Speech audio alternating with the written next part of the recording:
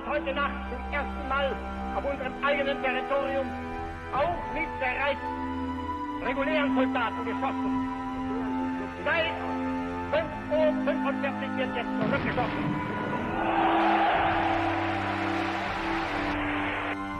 Wollt ihr den totalen Krieg?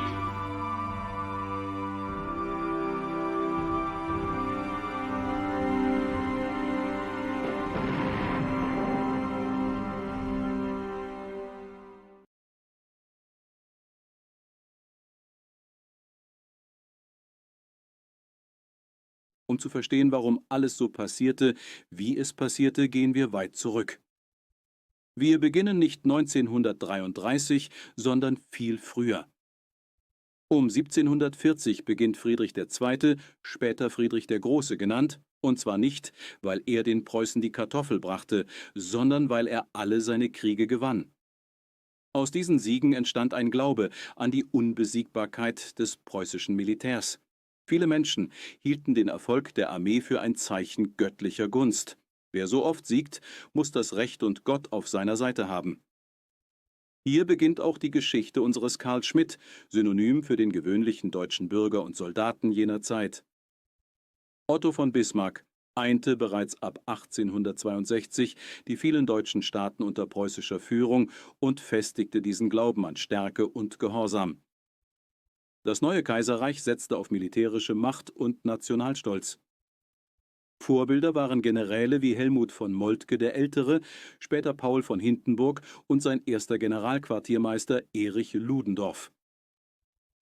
1916 wurde der bis dahin führende General Erich von Falkenhayn abgelöst, Hindenburg und Ludendorff übernahmen die Führung.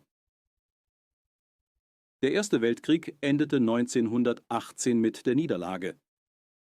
Doch viele Karl Schmidts konnten das nicht begreifen, denn kein feindlicher Soldat hatte jemals München, Köln, Hamburg oder das kleine Lindau am Bodensee betreten. Berlin und Dresden wurden, anders als später im Zweiten Weltkrieg, nicht in Schutt und Asche gebombt. Für viele galt das als Beweis, Deutschland sei gar nicht besiegt worden, sondern von Politikern verraten worden. Diese Dolchstoßlegende prägte die Nachkriegszeit. Die junge Weimarer Republik entstand ohne erfahrene Staatslenker und war von Beginn an instabil. Konservative Kräfte glaubten, radikale Nationalisten zähmen zu können, indem sie deren Parolen aufgriffen. Genau wie damals versuchen auch heute konservative Parteien mit populistischen Parolen Wähler von rechtsnationalen Bewegungen zurückzugewinnen, doch dieser Versuch scheiterte schon in den 1920er und frühen 1930er Jahren und endete damit, dass Reichspräsident Paul von Hindenburg 1933 Adolf Hitler zum Reichskanzler ernannte. Der amerikanische Film Here is Germany, den wir in einer überarbeiteten Fassung zeigen, gehört zu den als Orientierungsfilm bezeichneten Lehr- und Propagandafilmen, die das Kriegsministerium der USA produzieren ließ. Begonnen hat das Projekt 1942 unter dem Arbeitstitel Know Your Enemy Germany. Beteiligt waren große Namen Hollywoods: Ernst Lubitsch, Gottfried Reinhardt, William L. Shearer und Anthony Weiler. Einige dieser Regisseure und Autoren, darunter Lubitsch, gaben die Arbeit vorzeitig auf, weil sie schon die ersten Filmaufnahmen aus den Konzentrationslagern nicht ertragen konnten. Reinhardt und Frank Capra, der dreifache Oscar-Preisträger der Jahre 1934, 36 und 38, hatten anfangs selbst nicht glauben wollen, dass solche Lager existieren. Die schockierenden Bilder aus den Vernichtungslagern änderten diese Sicht. Schließlich übernahm Frank Capra und vollendete 1945 den Film.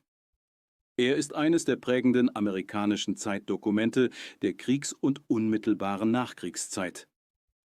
Junge Amerikaner, oft kaum älter als 19, sollten verstehen, wofür sie nach Europa in den Krieg geschickt wurden und dort vielleicht ihr Leben geben. Als der Film 1945 fertiggestellt wurde, war das Nazireich bereits besiegt.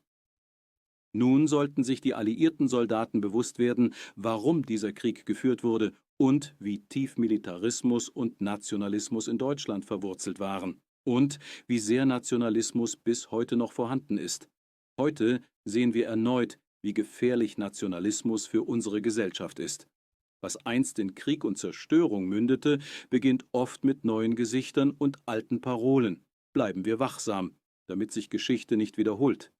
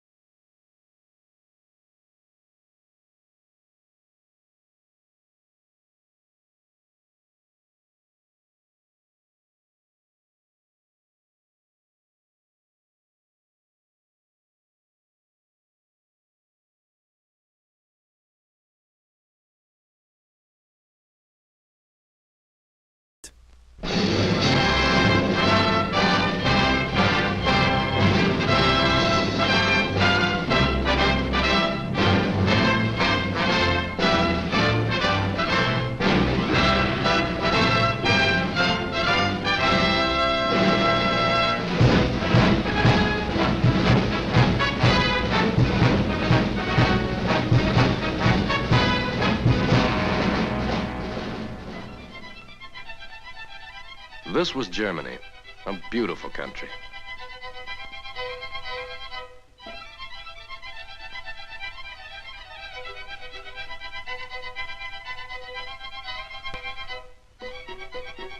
A historic country.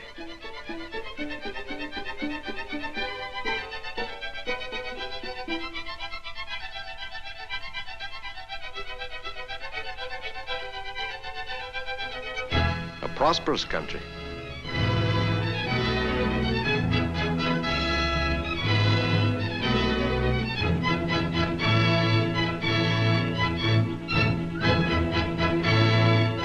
A modern country.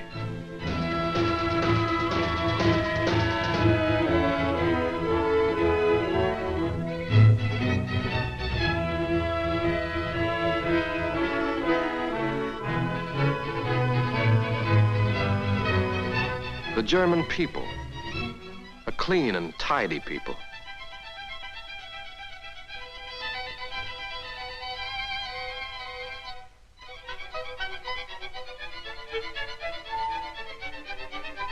An educated people.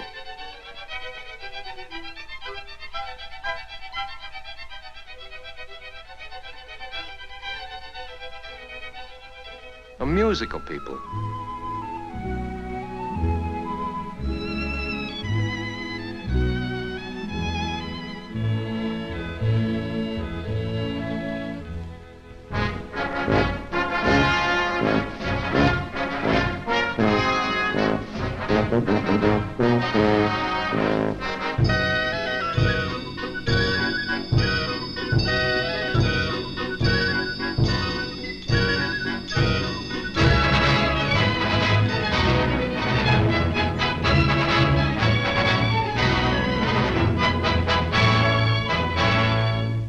An industrious people.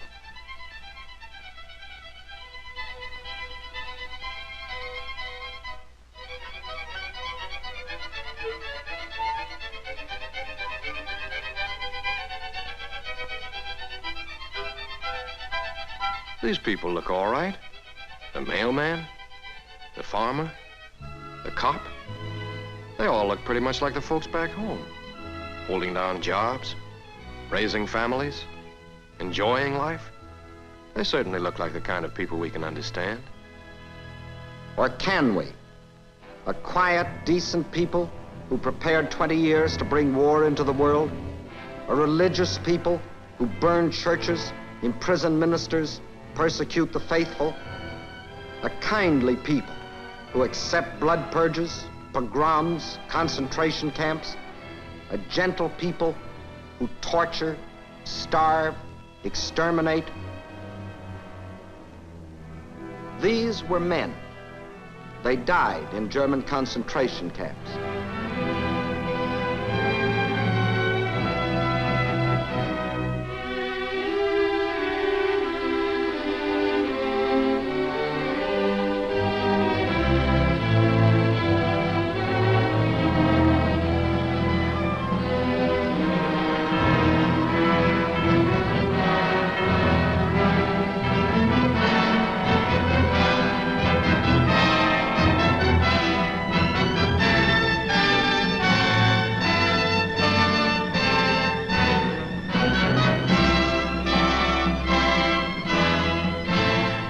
These too were men. They did not quite die.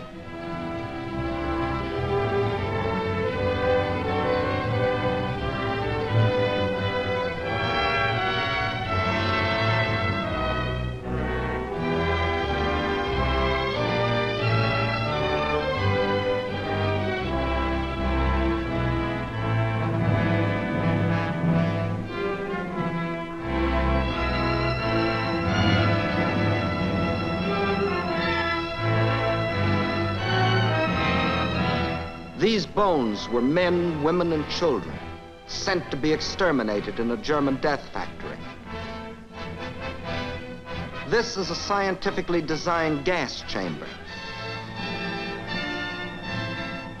This a furnace for burning the corpses. This the clothing of the victims, which the Germans methodically salvaged. These the children's toys, carefully collected for the use of German children. These are objects of art made by German guards. Objects of art made of human skin. These were Poles, murdered by the Germans before they left Lublin. These were Italians, murdered by the Germans before they left Rome.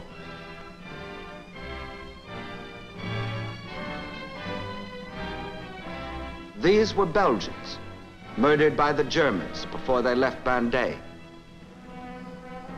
These were Americans, defenseless prisoners of war, murdered by the Germans near Malmedy. These are some of the reasons why the German farmer and the German mailman and the German cop can't be quite like the people back home. That's why we've got to look a little deeper into the German character. The character of a people who plunged the world into 2 wars in 1 generation, and each time claimed that they were victims of attack. That's the puzzle we've got to solve if we're to save our children from a 3rd war. The puzzle of that clean, industrious people, fond of kids, fond of music, fond of tyranny, fond of aggression, fond of gas chambers. What gave the Germans that character? What makes them think, act, feel this way? Hitler would have answered, German blood. We don't take so hopeless a view. Too many of our friends and neighbors have had German blood. That same blood that we have seen in great Americans.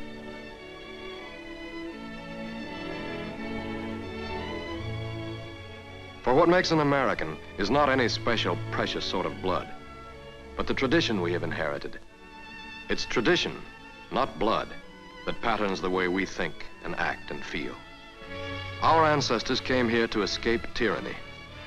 That's part of the American tradition. That's why no American can believe in any government that is not of the people, by the people, and for the people. They came to be able to pray in any way they wanted, or in any church they wanted. That's why freedom of religion is part of our tradition. In school, we learned that none of us is any better than any other American, or anybody else in the world for that matter. That there is no privileged few, that all men have equal rights. That's the tradition we were brought up in. At home, at school, among our friends, at our jobs. That is the tradition that has made us what we are. Now, what is the tradition that has made this man? How does it differ from ours? That's what we have to find out. These Germans were selected by Nazi cameras as ideal German types. Let's call one of them Carl Schmidt, a self-termed member of the master race who goose-stepped his way across an entire continent. His father did the same goose-step and followed the same road of conquest. And the grandfather of Carl Schmidt did the same goose-step and trod the same path of aggression. The same goose-step, the same will of aggression, the same lust for conquest. You knew their leader as Hitler. Your father knew the leader as the Kaiser. Your grandfather remembers Bismarck. You faced the Nazi menace. Your father's generation was threatened by the Huns. In your grandfather's day, there were the Prussians. The Nazis, the Huns, the Prussians. 3 different names for 3 generations of Germans, attempting to inflict their will upon others by force. 3 generations following a tradition so different from ours. Let's go back even further and see how this tradition began. 150 years ago, there was no single country called Germany. Instead, a loose conglomeration of 300 little states without a common history, religion, or literature. In America, even at that time, we were living under the democratic constitution we enjoy today. The British could look back on hundreds of years of parliamentary government. The French had made their revolution in the name of liberty, equality, fraternity. But the 300 little German states were still the property of autocratic princes and ruled without the consent of their peoples. Not one had a constitution, not one had a parliament, not one had freedom of speech or of the press or of assembly. Instead, a rigidly organized medieval society with all power centralized in the hands of the feudal lords. The prime example of this was Prussia, the most aggressive of the German states, where the Junkers, the military caste of landowners, ruled their peasants with iron discipline. To perpetuate this feudal militaristic society, the Prussian king, Friedrich the Great, established a rigid code of laws administered by a host of state officials answerable only to him. This was the perfect system to prevent any rise of liberty among his subjects. It was also the perfect system to make possible ruthless aggression against the world. I begin by taking. I shall find scholars afterward to demonstrate my perfect right. And he took. First, he invaded Prussia's brother country, Austria, without a declaration of war.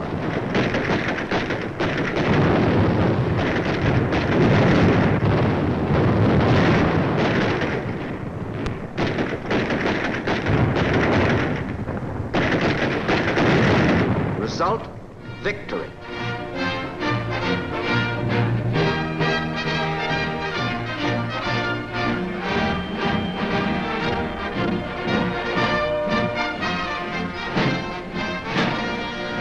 For 7 years, he fought single-handed against Austria, Russia, Sweden, and France, thus creating throughout the other German states the myth that Prussian arms were invincible.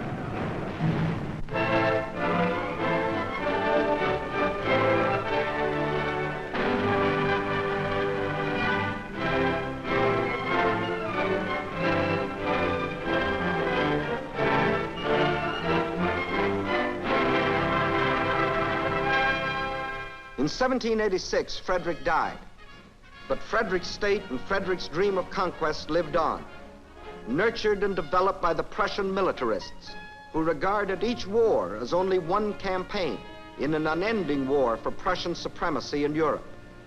To this end, Scharnhorst, the organizer, and Gneisenau, the strategist, established the Prussian General Staff. Von Clausewitz, the theorist, set down their gospel in his famous book, Vom Kriege, on war. Just as Prussia has been fated to be the core of Germany, so Germany will be the core of the future German Empire of the West. Clausewitz's book became the Bible of the Prussian militarists. Conquered people shall be left with nothing but their eyes to weep with. But even as the militarists were plotting, a wave of liberalism swept over Europe. Its eddies reached even Prussia. And ordinary men began to think for themselves and to demand what had long been accepted in America, England, and France, a constitution. The King of Prussia answered, "Never must a scrap of paper come between me and my subjects." A constitution, a scrap of paper. Some citizens determined on liberty went to the barricades. The machinery of the Prussian state went into action. The revolt died. The will to liberty was not strong enough within the people to defy the voice of authority. One result of which, men with a love of liberty began to leave Prussia and the other German states. In the next 30 years, 2 million of them came to find freedom in the United States alone. while their cousins, remaining behind, were molded into ruthless automatons, ready to follow blindly the will of a leader. And that leader arose. Otto von Bismarck, appointed Prime Minister of Prussia in 1862. A clever man, a shrewd man, but devoted to the Prussian dream of conquest and a master of the Prussian method of achieving it. The great questions of the day will not be decided by resolutions of majorities, but by blood and iron, and to go with it, ruthless discipline at home. As soon as anybody can show me that it is sound policy, I shall be equally satisfied to see our troops fire at the French, the Russians, the English, or the Austrians. 2 years after Bismarck became Prime Minister, he provoked a war against Denmark.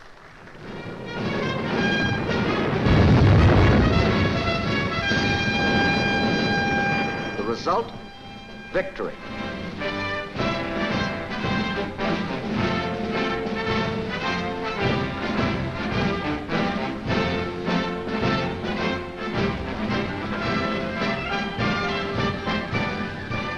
Two years later, against Austria.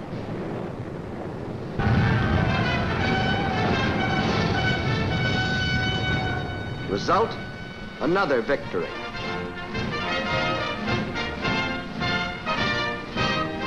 And 4 years later, the great test against France. An amazed world stood by as Prussia, until then a minor power, dared to challenge the strongest nation in Europe. Result, another victory.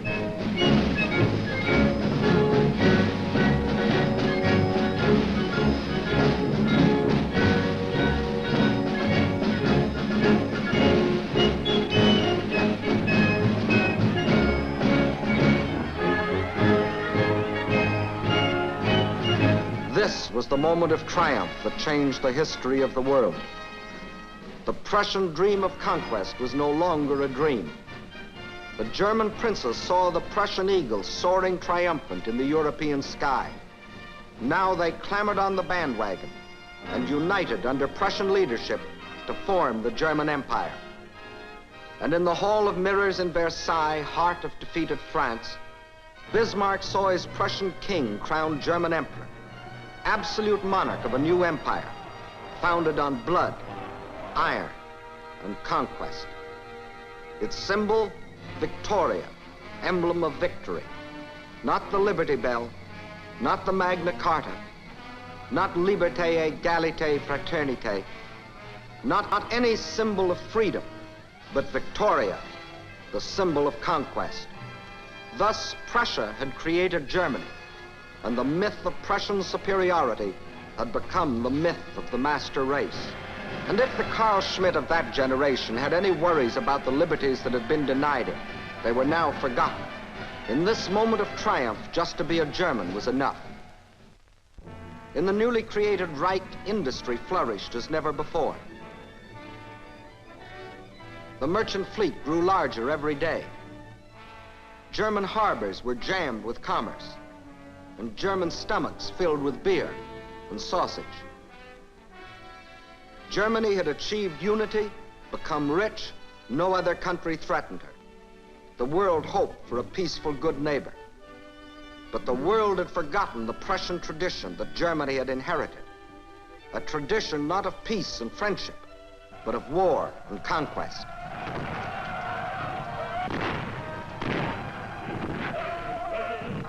Deutschland, Deutschland, über alles, über alles. And by now, Carl Schmitt of the second generation, the father of the Carl Schmitt we had to fight, was arrogantly singing, Deutschland, Deutschland über alles, Germany, Germany over all, as he proudly watched his fatherland becoming the most aggressively nationalistic country in the world. Industry was carefully controlled to accord with the policies of the great General Staff. For in the new Reich, Bismarck had added a fourth pillar to the structure of the warlike state. Friedrich's militarists, landowners, and state officials had been joined by the big industrialists. A gigantic railroad system was laid out, more according to strategic war plans than the necessities of peacetime trade. One of the largest navies was constructed. The army was built up to staggering proportions.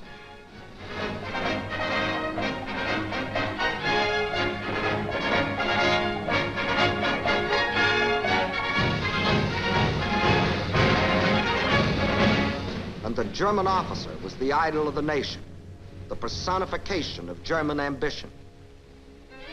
In German colleges, the sport of German youth was not football, but the deadly duel. The scar was the badge of honor. The more scars, the handsomer. Did they not prove the man's prowess in arms? And contentedly watching all stood the great general staff, still directed by the Prussian Junkers, secure in the knowledge that their power and authority was indisputable. Germany was geared for war. All it needed was a new leader to give the word. And again, that leader was at hand. William II of Hohenzollern, the Kaiser that your father knew.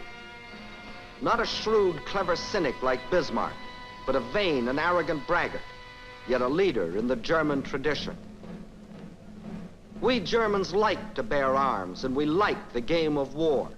I shall enlarge your borders. And what did Carl Schmitt's father say to all this? A German spark has always ignited the fire. Soon everything will be aflame.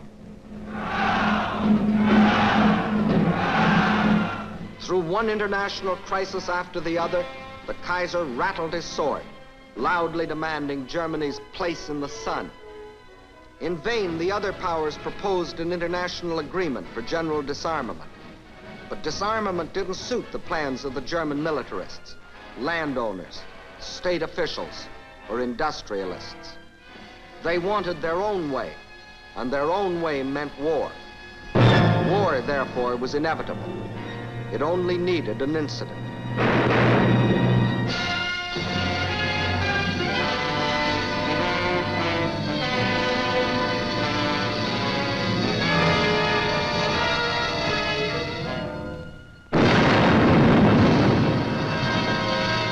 How did this second generation Carl Schmitt react to the prospect of a world war? Berlin took on the air of a carnival.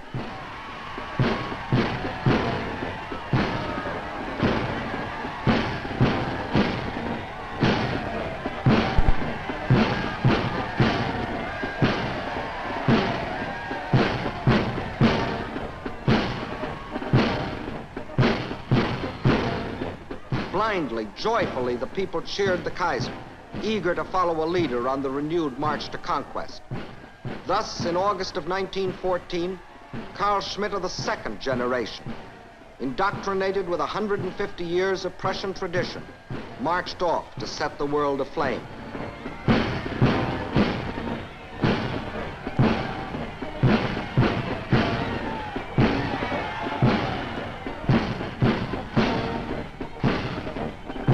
Had he not been taught, did he not believe that whatever Germany demands is right?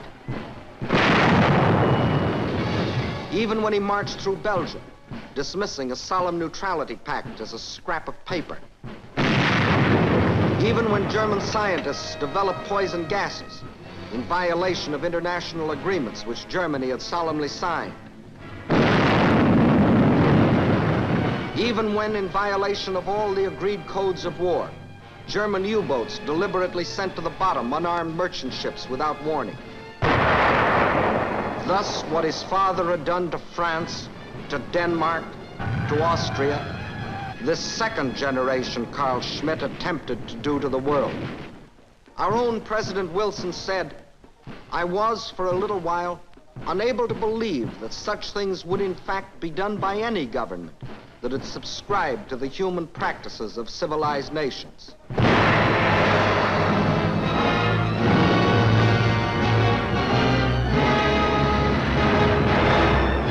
But only when we realized that we were directly threatened, only when every protest had been ignored, and Germany had carried the war right into our home waters, did we feel compelled to fight.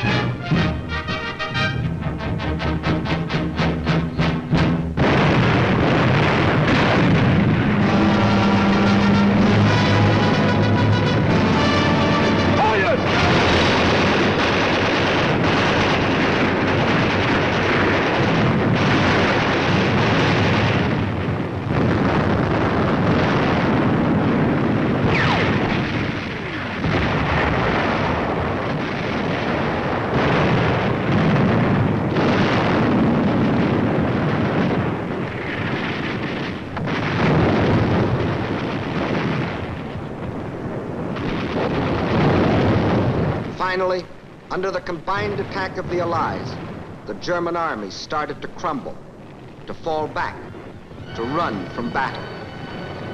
Germany was at the mercy of the Allies. General von Ludendorff, the German chief of staff and virtual dictator, was forced to send a secret message to the Berlin government. The offer of peace must be transmitted immediately.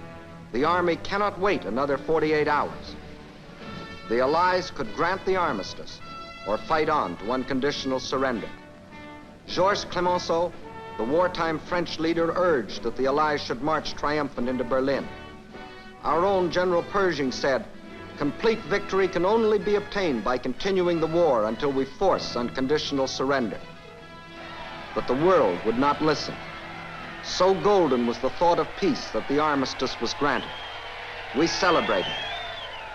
Not only because the war was over, but because it seemed that we had put an end to German militarism forever. Hadn't the German army been beaten? Hadn't the German plan for conquest failed?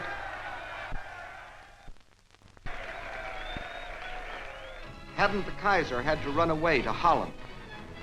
And his war leader, Ludendorff, to seek refuge in Sweden? And wasn't Germany now a republic, apparently like our own, based on liberty and equality? Didn't that prove that Carl Schmitt had rid himself of the old German tradition? That's what your father thought as he celebrated in 1918. But let's see what had really happened. When defeat was imminent, the men who had caused the war stepped conveniently into the background, leaving the weak opposition parties to take over. That was how, overnight, Germany became a republic. It had elected representatives, all the appearances of democracy. But beneath the surface, the old German system went on as before. The state officials of the Kaiser's empire were the state officials of the new republic. The industrialists of the empire ran the industry of the republic. Even the same teachers presided over the same classrooms, preaching the same gospel of nationalism and German racial superiority. And above all, the general staff of the empire continued to function, even though secretly. The old Germany still lived, and Carl Schmitt, too, had never really changed. In the first place, he never believed that his armies had been defeated. During the 4 years of the war, he had been told only of an unending string of victories. News of defeat had been kept from him. And when the fighting ceased, wasn't his glorious army still on foreign soil? Germany itself still uninvaded? And because Germany was granted an armistice instead of being forced to unconditional surrender, Carl Schmitt never saw Allied soldiers marching through his capital. Instead, the German army home again after the armistice, bands playing, colors flying. Like the army of Friedrich the Great, like Bismarck's army. Certainly not like a conquered army. Why then had Germany signed an armistice, Carl Schmitt asked himself? Why, a year and a half later, what he called the shame treaty of Versailles? Why was Germany, in his judgment an undefeated Germany, accepting the penalties of defeat? Bitter, self, Carl Schmitt was looking for a scapegoat. He found one. The one the German war leaders had always planned that he should find. Carl Schmitt never blamed the men who had caused the war. Instead, he blamed the men who had signed the peace. Thus, in Carl Schmitt's distorted thinking, the ill-fated German Republic meant a bunch of traitors that had stabbed the fatherland in the back. And the general staff, the great landowners, the industrialists, the state officials smiled contentedly. Not only had they escaped blame themselves, but they had smeared the idea of democracy in Germany. It was a blow from which it would never recover.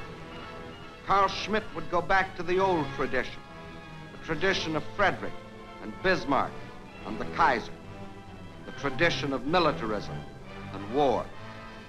But wasn't the Versailles Treaty designed to prevent Carl Schmitt starting another war, even if he wanted to? By this treaty, the Germans agreed to disband the general staff, to limit their army to 100,000 men, to hand over their fleet, to demilitarize the Rhineland and coastal fortifications. They bound themselves never again to build an air force or submarines. And to enforce the treaty, Allied troops were to occupy the west bank of the Rhine, the Cologne sector for 5 years, the Koblenz sector for 10, the Mainz sector for 15. Further, there was the League of Nations, designed to prevent Germany or any other country from starting a war of aggression. Yet, only 20 years later, the Carl Schmitts of our generation were on their way again for another try at smashing the world into submission.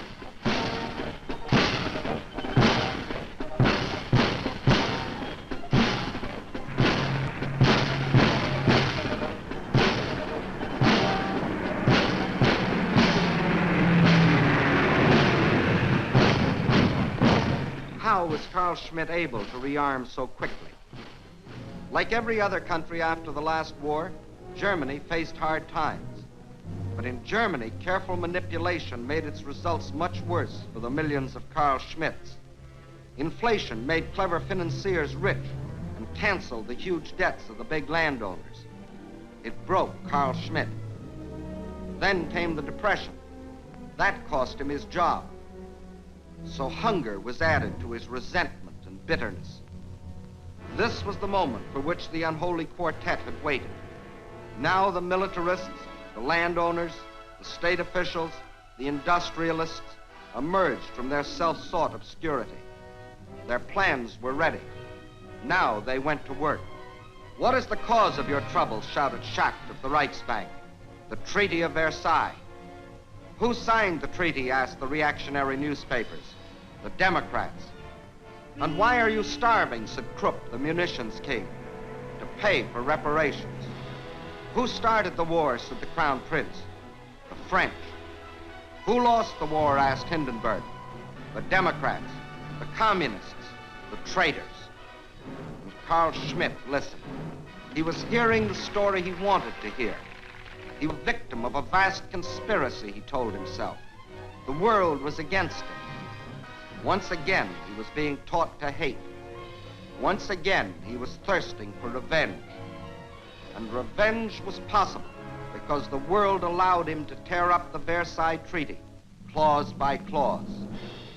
Instead of enforcing it, we Americans refused to sign it and withdrew our army of occupation after only 9 months. The British, even though Germany was consistently violating it, pulled out after 5 years. The French made one final attempt to enforce the treaty and marched into the Ruhr. But this made them so unpopular in a world drenched with heartbreaking German propaganda that they withdrew sullenly behind their Maginot Line. Now, let's see what would have happened had the treaty been enforced. Without a general staff, Germany could not have planned World War II. From a demilitarized Rhineland, she couldn't have attacked France or the Low Countries. Without an air force, she could not have blitzed Britain. With an army of 100,000, she could not have attacked the Soviet Union. Without submarines, she could not have threatened our own Atlantic lifeline. But the Treaty of Versailles was not enforced. And as for the League of Nations, we refused to join it, and other countries paid it little more than lip service. So once again, the Germans began to march. Not in the open at first, but on disguised drill fields, masquerading as patriotic veteran organizations, or as the so-called Technical Auxiliary Corps, ostensibly formed to help in case of strikes, or as Einwohnerwehr, vigilante groups claiming to protect the citizens against communism, or in school, simply under the name of calisthenics, but always under the supervision of army officers. The old German tradition was on its way back. But to the victorious Allies, the German leaders sang a different tune: peace, friendship, and a piteous cry for help. Germany's fate is the fate of the world. Germany's distress is the distress of the world. The prosperity of the individual nations is the prosperity of all. I hope one day to come over to America and visit your beautiful country myself. The German political and economical situation today is extremely difficult. This is the result not only of having lost the World War, but above all the outcome of the fact that Germany's former enemies are oppressing her above endurance. And when the German leaders whined they were too poor to pay reparations, we believed them. Result, not only did they not pay 1 penny, but they received additional billions granted them in loans. It didn't occur to most of us that they would use this money to build up their industry for another war. We began to sympathize with Carl Schmitt. Why should he suffer because his father started a war? Maybe the Versailles Treaty wasn't fair. Maybe the French had been too tough. Or maybe it was the British. Or maybe Wilson wasn't very practical. Once again, we were determined to see only the pleasant side of the German character. This clean and tidy people. This musical people. This industrious people. This historic country. This beautiful country. But behind this peaceful facade, the Germans prepared again for aggression.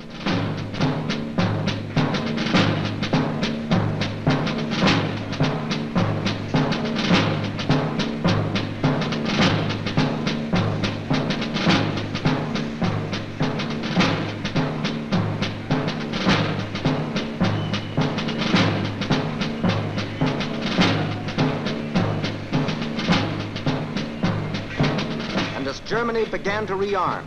Its leaders planned the death blow for the German Republic. True, they had already taken it over for their purposes, installing the aged von Hindenburg as president.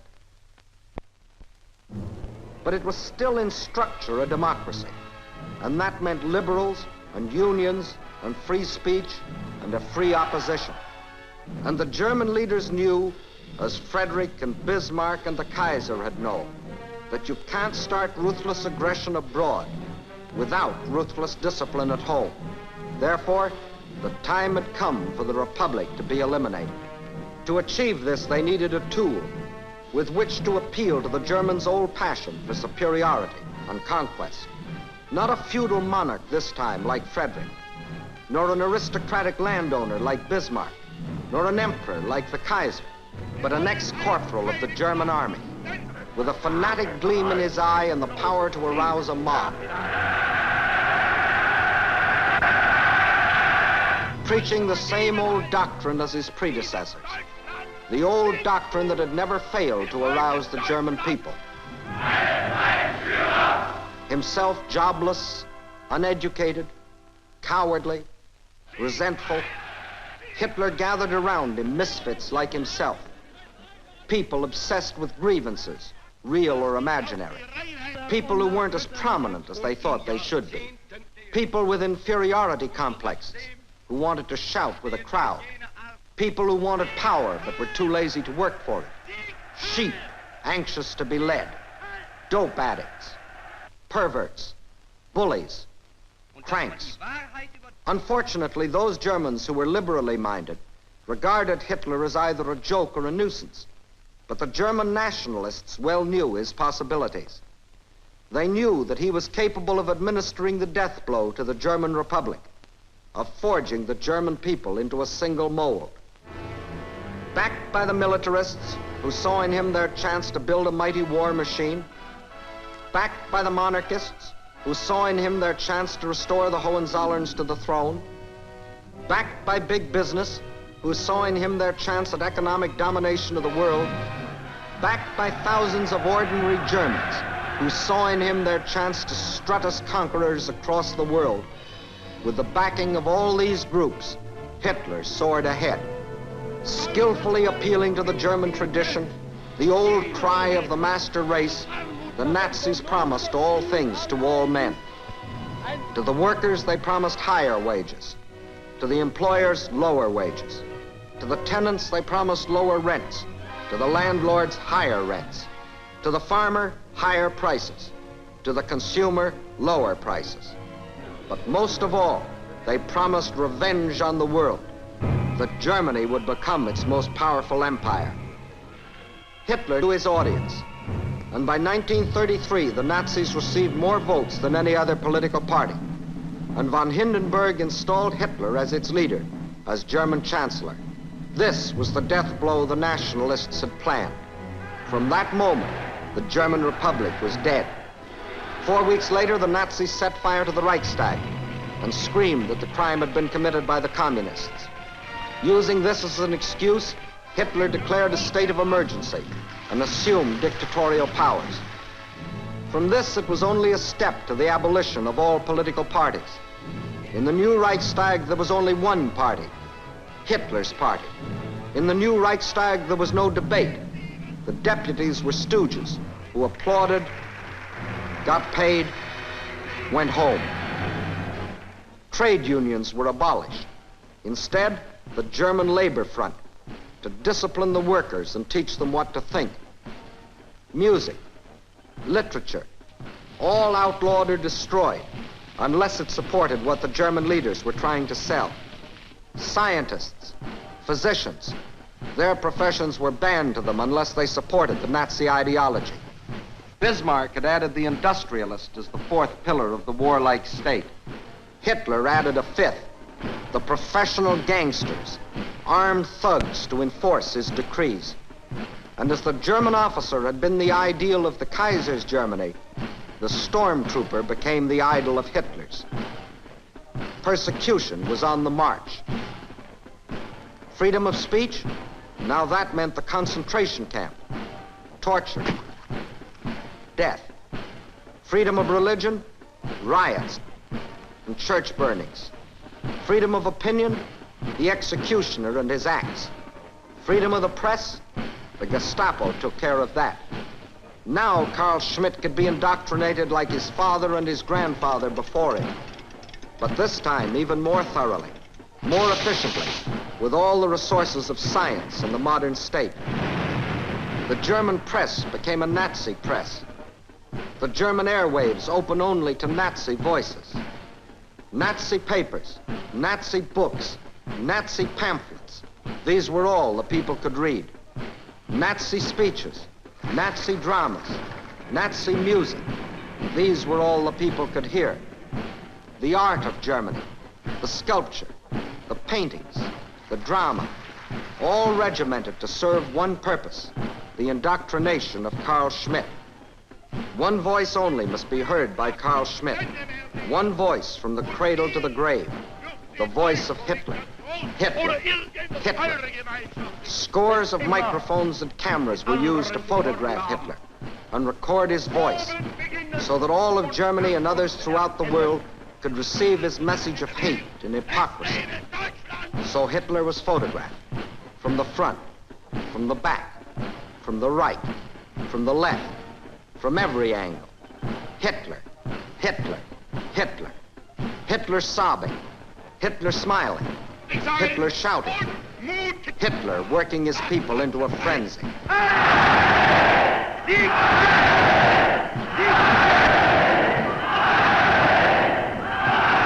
In my schools, a youth will grow up before which the world will shrink back.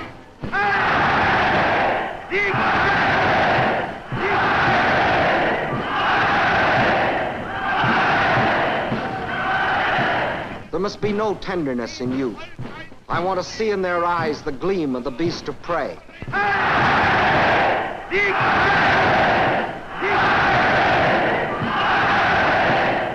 Brutality is respected. I shall spread terror.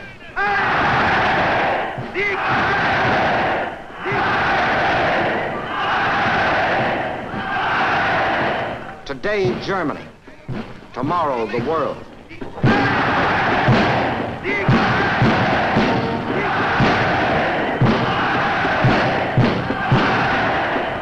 That's how Carl Schmitt got his soul. That's how the General Staff, the big industrialists, the state officials, the landowners, the gangster chieftains, put their plans into effect and prepared Carl Schmitt for his generation's attempt to smash the world into submission. That's how Carl Schmitt was trained for conquest, just as his father was trained by the leaders of his generation, and his father before him. Each generation accepting and adding to the German tradition. The tradition of ruthlessness and medieval barbarism. The tradition of a master race. the tradition of German superiority, the false picture of the world inside German heads. These are some of the explanations for the murdered Poles in Lublin, the murdered Italians in Rome, the murdered Belgians at Bandé, the murdered Americans at Malmedy. And these are the reasons why, in our generation, nearly 30 million men have had to die. Because deep in the soul of Carl Schmitt has been planted the love of aggression and conquest.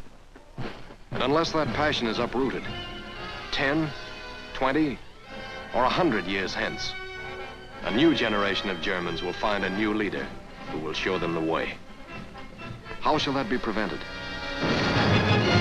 A sound beginning has been made. This time, things are being done differently. At the end of the last war, an armistice by negotiation.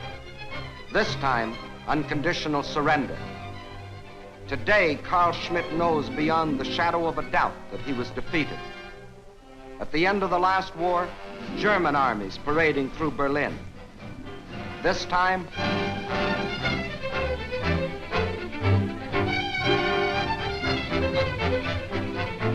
the legend of German invincibility lies once and for all a shattered myth.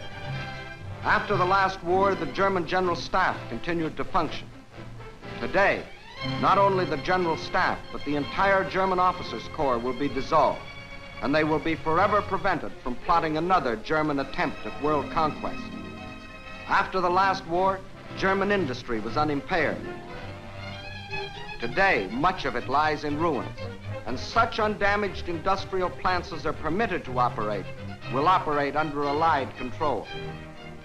After the last war, the same state officials remained in office. Today, any Nazi is forever barred from having authority. After the last war, the Kaiser found refuge in Holland, and anyone else who thought they were in any danger ran away. Today, proven war criminals must answer for their crimes. After the last war, German education was untouched. Today, all Nazi doctrine has been destroyed. New textbooks prepared for German youth under our direction, not the Germans.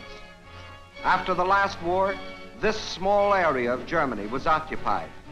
Today, every square inch is under the authority of Allied troops.